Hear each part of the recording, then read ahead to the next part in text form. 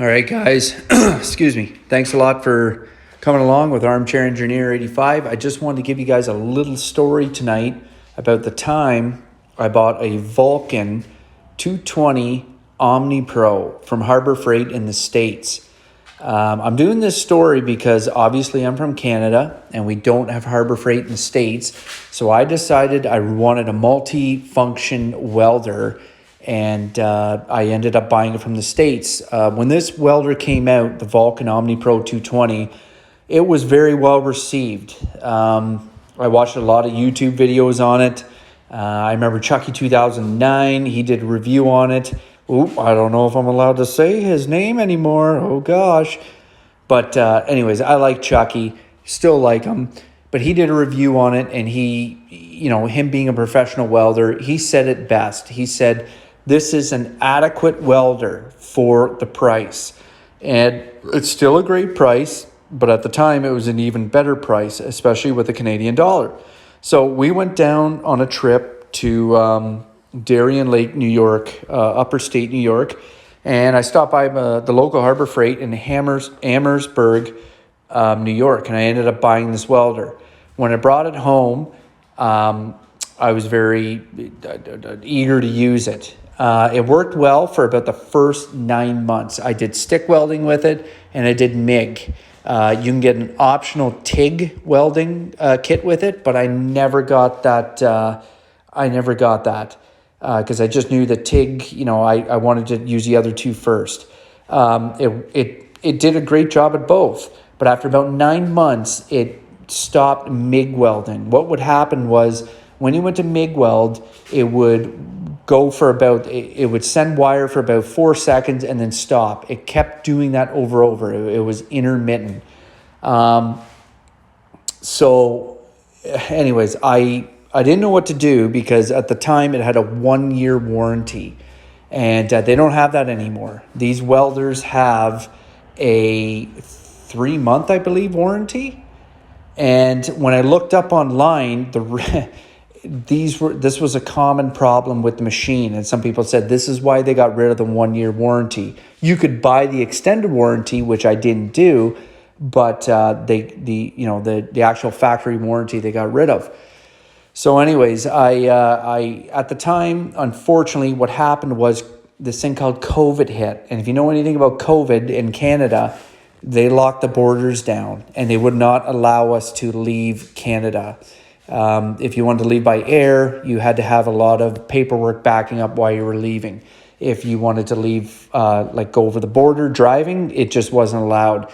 So I contacted Harbour Freight headquarters because I figured this is beyond the local Harbour Freight, the local store. Maybe I better contact headquarters.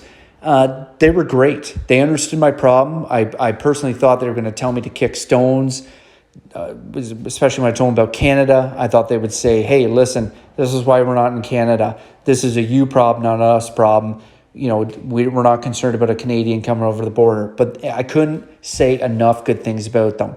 All they asked me to do was they asked me to contact the Amherst, New York store and see if they could sort it amongst ourselves. And if we couldn't, to contact them back. So I contacted the Amherstburg, New York store, and they were more than willing to work with me. They said, listen, we don't care. We got a log of this. It's fine. When the borders open, we don't care if it's a year from now, 2 years from now, whatever, we will honor your warranty. Well, I waited from that point probably another year to a year and a half. The moment that the borders opened, trust me, I was there. I had the welder in the back of my truck. I went over the border. I exchanged it, and they had no problem. They gave me a refund, actually. They offered an exchange. I said, no, you know what? I'll take a refund. I'd done my research online, and unfortunately, this was a problem that happened with this welder. Anyways, I just wanted to let you know because Amherst, New York, Harbour Freight was awesome to deal with. I can't say any more things great about them.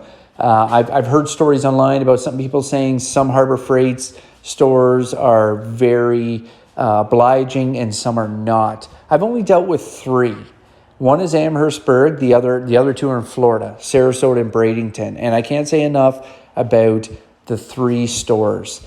All I would say, if I had to suggest anything to anybody, is contact head office. If you're not getting what you think you should be getting, and be fair, then contact head office and they can help out. And that's what they said. They told me, hey, listen, contact Amherstburg, New York store. I can't remember the number of the store, but they said, and if you don't get anywhere with them, then come back to us and we'll see what we can do. Another thing I wanted to add was I wanted them to see if they could ship me a new welder to Canada. They will not ship to Canada. They just said it's just something we won't do. If I was to pay for shipping, I would have to pay to ship the welder from Canada to the United States. That was okay, but they would only ship to an American mailbox, which I understand. Like I said, Harbour Freight is not in Canada. They were doing me a solid to begin with. So I just wanted to give a kudos. This is what this video is, to Harbour Freight. They've always done me well. I really wanted this welder to work.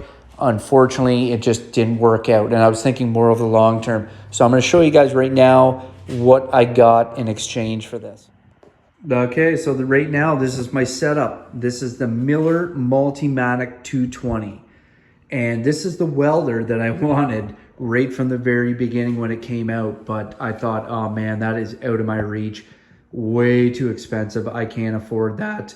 And the funny part was, excuse my voice breakup, when I saw the Omnipro 220, I mean, the shell casing mirrored this model. I thought, oh my gosh, they've taken the exterior and,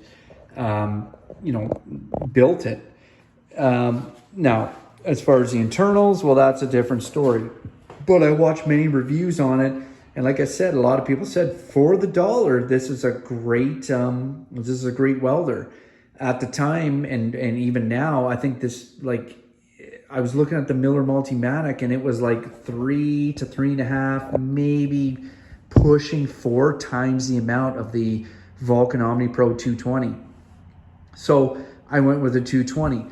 Do I regret it? Yeah, I do regret it, but not a big deal, because I'm sure there's a lot of people out there that have had nothing but good experience with them. But it didn't work out. And by the time I went to buy this welder, due to inflation, due to the Canadian dollar, this welder here went up in price. If I bought it right at the time that the Miller, that I bought the Omnipro 220, I probably would have paid $35,000 to $4,000. By the time I bought this, and that's Canadian, and by the time I bought this, it was probably about $48,000 to $5,000. And I jumped on it quick. I locked in the price because I think Miller, every quarter, they basically up their prices like a lot of companies. So I jumped on it, and yeah, it keeps going up in price. I've had it now for 2 years. Magnificent welder, very easy to use. The Vulcan Omnipro 220 was easy to use, but this takes it to a way even easier and lots more functions and just far easier to use. But I just want to let you guys know that's my little Hypertherm beside it, and there's a little buddy. I'm going to talk a little more on these in later videos, but that was just it. This whole video was about my experience with Harbour Freight, which was nothing but good. The Vulcan Omnipro 220, which was a great welder when it was working, and maybe I just got a dud. But yeah, I thank you guys for watching. If you like this video, like, comment, and subscribe. I'm going to be putting out some more projects. Stay tuned. Don't miss out. Ba-boom!